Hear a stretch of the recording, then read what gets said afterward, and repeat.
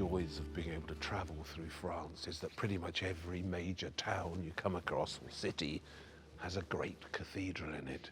And that's especially true of this place, Bourges, because Bourges Cathedral is one of my favourite cathedrals in the whole of France.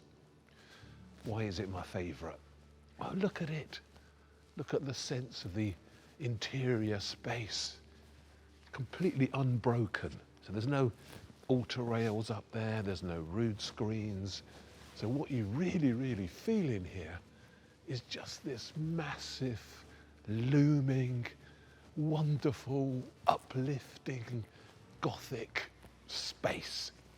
Now, what's interesting about Bourges is that it's very different from most cathedrals of the Gothic era.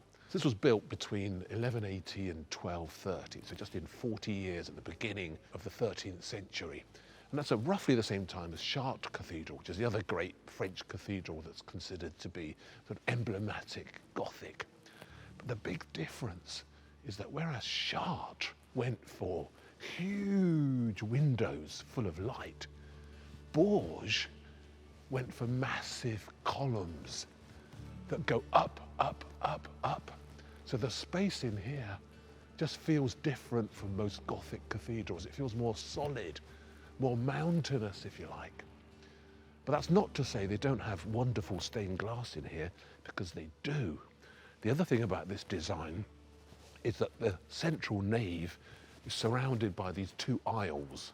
So if you look over there, for example, you can see that there are windows on the outside aisle letting light into the bottom of the cathedral. So instead of a big, huge clerestory window above it, you've got the light coming in from the bottom. And this goes all the way round this incredibly simple shape. So you know most cathedrals, most Gothic cathedrals, have what's called a transept. So it's the cross bit before you get to the altar. So it literally looks like a cross, sort of shaped like that cross there. But in Bourges, they did without a transept. So everything's down this big central space, ending on this triumphant choir at the bottom with a wonderful stained glass. And if you follow me here, looking up all the time because it's so dramatic, and make your way round these massive, glorious columns, this innate Gothic drama, and you enter the space around the high altar, you'll see something that's very rare in a Gothic cathedral.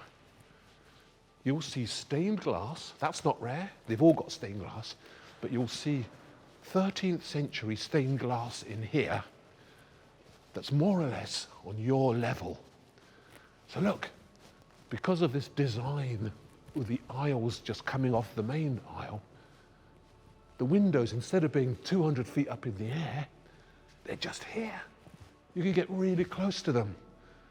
And as you walk round the end of the church, you can see how the light coming through these gorgeous medieval stained glass windows begins to feel more and more thrilling.